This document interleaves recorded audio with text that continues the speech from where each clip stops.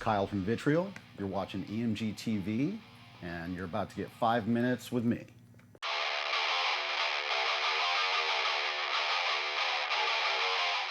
My favorite riff to play live that was an easy one. That has to be an easy one. It's Violence, a Worthy Truth. It's the first riff in the song, and it's rare that Vitriol has a moment where I can really lose myself in the part without having to think too much about it when I'm playing live. And this is a riff that just is the most head-banging riff we have in our live set, and I get to bang my head along with the crowd, which is really nice. So here we go, let's take a look.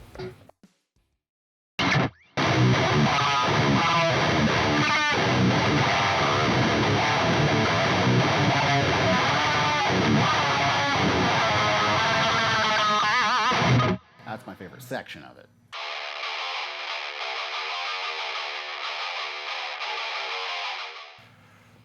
Song or riff that every guitar player should know how to play. That's a tough one for me because I actually never learned any other songs from any other artists, which is a blind spot for me in some ways. It has its pros and cons, but what I did do is I found sections of songs or like the sound of a chord that I really liked in a band's toolkit, and I would try to identify what was making that sound, and I would adapt that sound. So like a good example of this for me would be the first time I heard, Scandinavian black metal, and I heard this. That's my favorite section.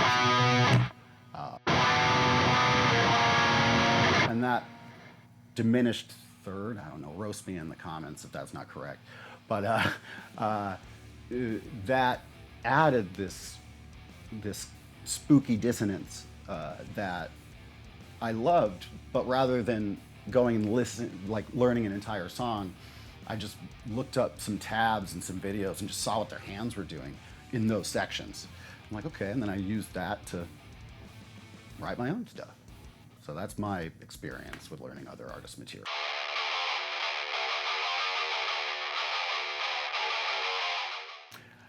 Man, I love a lot of guitar body styles. Anyone that knows me knows it's kind of a problem of mine. But it's actually easy for me to state what my favorite shape is, and it's right here with me. Not necessarily the Xiphos, but the X-shaped body. What I love about it is for me, it's the ultimate lap guitar.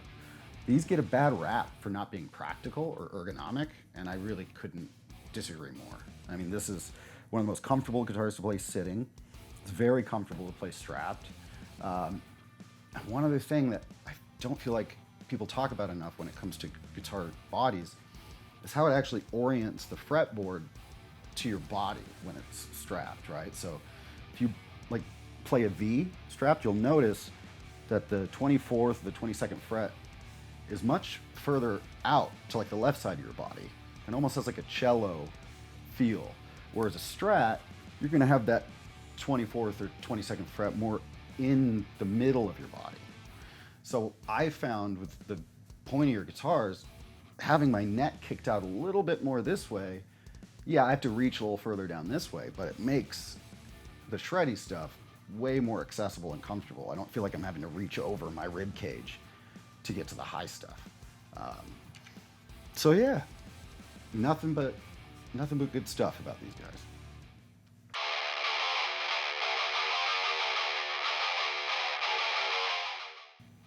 Our very first tour ever was we joked in the band that it was like, man, it's all downhill from here, because two of my favorite bands are Nile and Hate Eternal.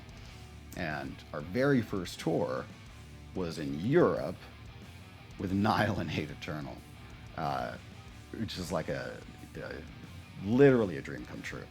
And I had the great privilege of going up on stage with Nile and doing vocals for Black Seeds of Vengeance, which is one of their more iconic anthemic songs. And that's a song I've been listening to over half my life. So that was definitely the biggest pinch me moment so far playing live.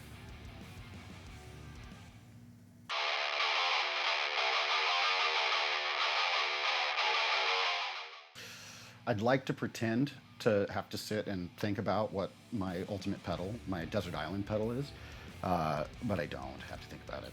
I'm gonna have to go with my boy Kirk over here and say it's the wah. There's a lot of reasons why the wah for me is the ultimate pedal.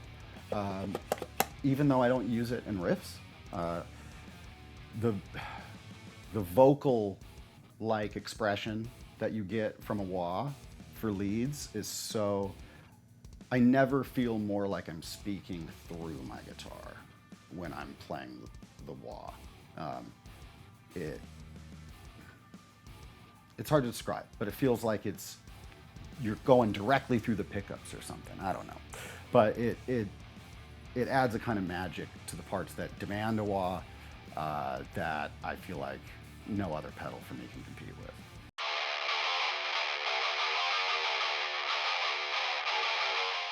I've never seen a band cover a Vitriol song, but still one of the coolest fan experiences I've had is there was a really exemplary pianist that over in Europe, I can't remember. If you're watching or anyone who's watching knows who this is, please tell us in the comments. But he did an amazing piano cover of our song, The Parting of a Neck. And that song is one of our more melodic songs in general. And he was able to adapt the chorus into this crazy arpeggiated piano piece. It was honestly cooler than the song itself. It kind of a little upset me, you know, but no, I'm kidding. It was really, really amazing. So that piano cover, Parting of a Neck.